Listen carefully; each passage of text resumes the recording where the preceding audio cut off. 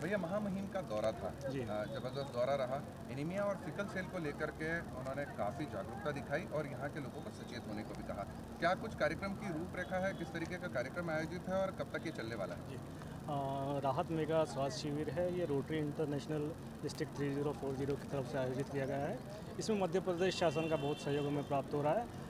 इसका मूल उद्देश्य यही है कि मानव सेवा माधव सेवा हमारा मूल उद्देश्य रहता है और इसी तारतम्य में शिविर आयोजित किया गया है। लगभग हम लोगों का 1 लाख पेशेंट का टारगेट है ओपीडी करने का। इस शिविर में चंडीगढ़ से पंजाब, हरियाणा और पूरे देश भर से हमारे यहाँ डॉक्टर्स आए हैं और अपनी सेवाएं दे रहे हैं। करीब 108 डॉक्टर्स यहाँ पर आए हैं। यहाँ पर सभी टाइप की सर्जरीज होंगी, प्लास्टिक सर्जरी होगी, गायनिक सर्जरी होगी और आर्टिफिशियल लिम्ब का भी हम लोग प्रयास कर रहे हैं कि आर्टिफिशियल लिम्ब भी लगाए जाएंगे। इस शिविर में ज़्यादातर जो है सिकल सेल की बीमारी के लिए ज़्यादा राज्यपाल महोदय ने जोर दिया है, क्योंकि झाबुआ में भी ये कहा जा रहा है कि लगभग 90% लोग जो हैं सिकल सेल से पीड़ित हैं और उसको क्योर करने की बजाय उसका प्रिवेंशन ज़्यादा ज़रूरी है। तो उसी तरफ हम लोग इसको प्रयास कर रहे हैं ताकि यहाँ सिकल सेल की जो संख्या है वो कम रहे।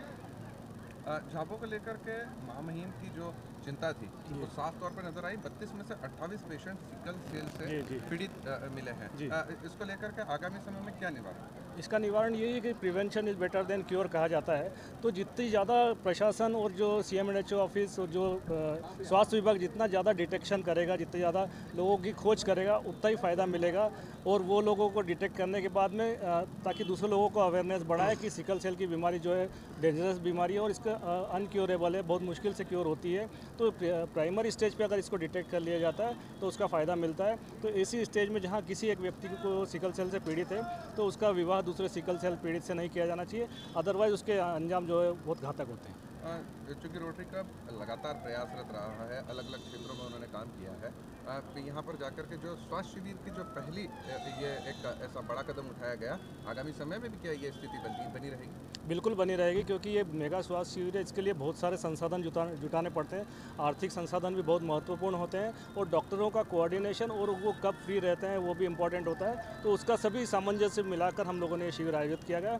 निश्चित रूप से हम लोग सेवा के लिए अग्रसर हैं और आगामी जो भी साल होंगे या आगामी जो भी समय होगा हम ये प्रयास करेंगे इससे और वृहद शिविर आयोजित करें। सर अपना नाम और पद बताएं। मेरा नाम उमंग सक्सेना है, मैं इस शिविर का कोऑर्डिनेटर हूँ।